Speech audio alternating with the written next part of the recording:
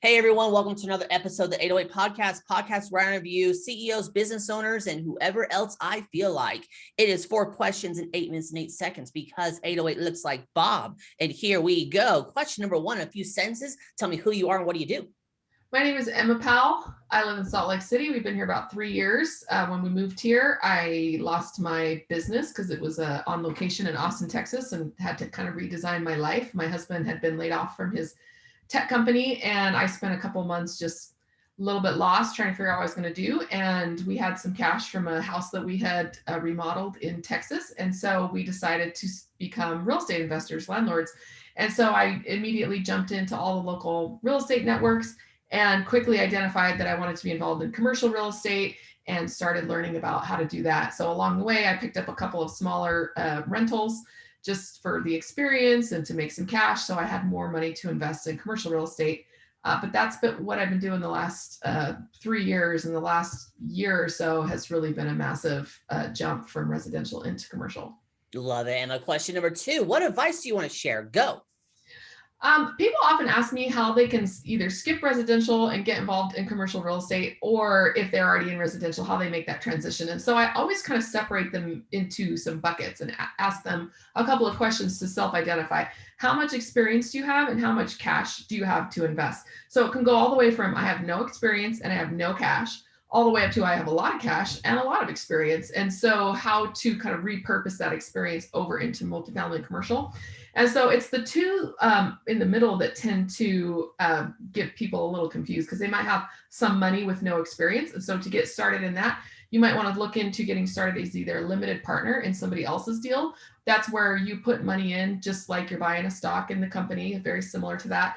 And there's no control, no decision making, and you just get to watch. You get to go along for the ride. Do that a couple of times and learn. Usually the minimum investment is about $50,000.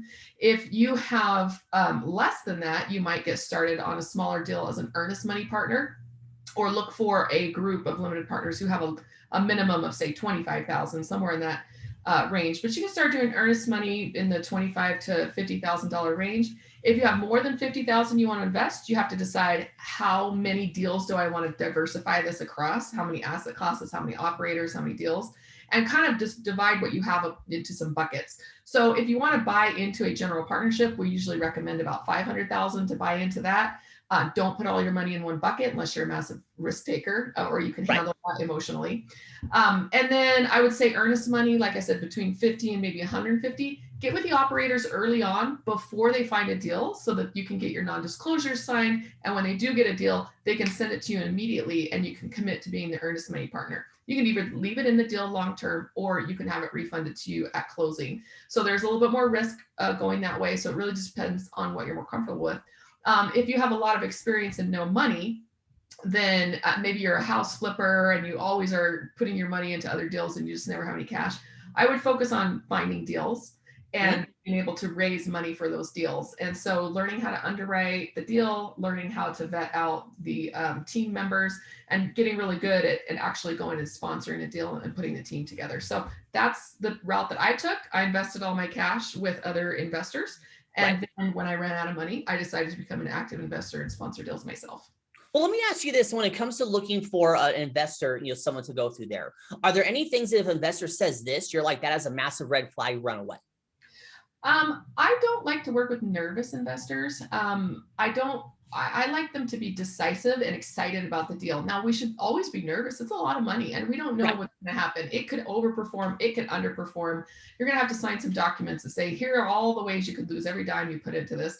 The nice thing about being a limited partner is your liability is only limited to what you invested. You can't be held liable for anything that happened on the property. You can't be held liable for the debt. So it's really a nice way for people to get involved. And so I think red flags for me are people who are too cautious and are going to put in like $25,000 or maybe $50,000 and then call you every day and be like, how's it doing? How's it doing? How's it doing? Right. Or maybe they're going to put a lot of money in and it's too much for their comfort zone and they're just going to be very nervous. So make sure what you're putting in, you can emotionally handle, and everybody's tolerance for that is different. So I usually just talk to people about how diversified they want to be, how comfortable they are with investing in this. And if they're feeling comfortable, we help them decide on an amount of money that would help them to keep that anxiety level under control. Perfect. I love that there. Let's get to question number 3. So what other top CEOs, business owners, influencers that you know are successful just like you that you want to give a shout out to?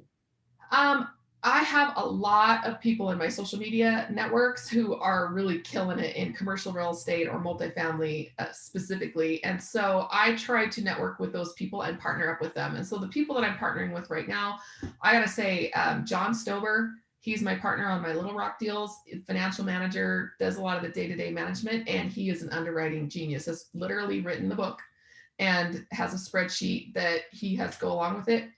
And he has been teaching me. I learned how to underwrite, connected with him, saying, I don't really like this. Can you help me out? And so he's partnering on a deal, and I would partner up with him any day to come in because he really fills in my weaknesses as far as being able to be more detail oriented and more detail oriented on the financial, Right. the nitty-gritty financial management. So I would say my partners, I always have a financial manager like that on my deals.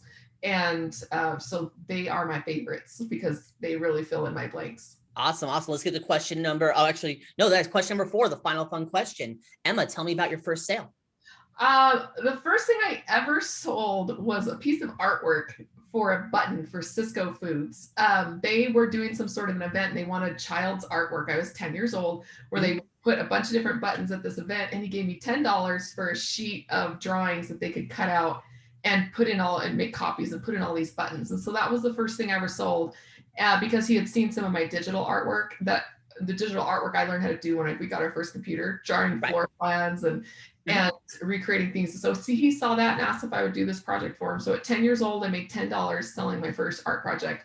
And all these years later, I'm still doing it. I do all of our pitch decks. I have a degree in graphic design and entrepreneurial management. And so it's really just gone in this art category over into entrepreneurship, which most artists don't go that way. So I've actually been really glad that I had that early experience. Love it. Love it there. So, hey, Emma, you've got 1 minute and 11 seconds left. Promo time. Ask me a question, talk about the weather, whatever you want, go for it. How often, what would you say your percentage of guests are, if you could nail it down, that are doing in certain industries? Who do you interview the most of?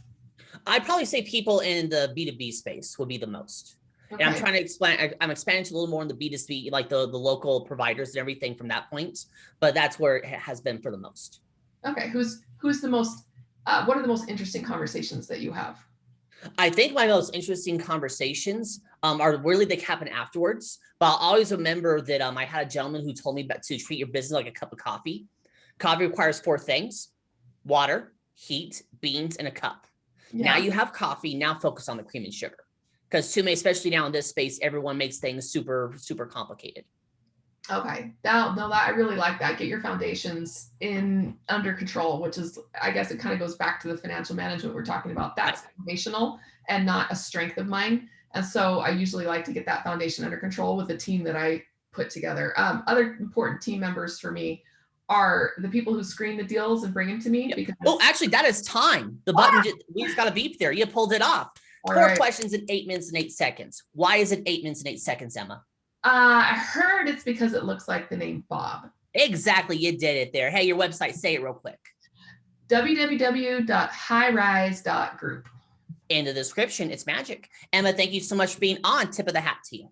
Hey, thanks so much, Bob. You're welcome. And for everyone else watching or listening, I am legally required to tell you to like, share, comment, subscribe, thumbs up, ring the bell, whatever the heck the social media network tells you to do. You all have a wonderful day. Talk to you later. Bye. This is not financial.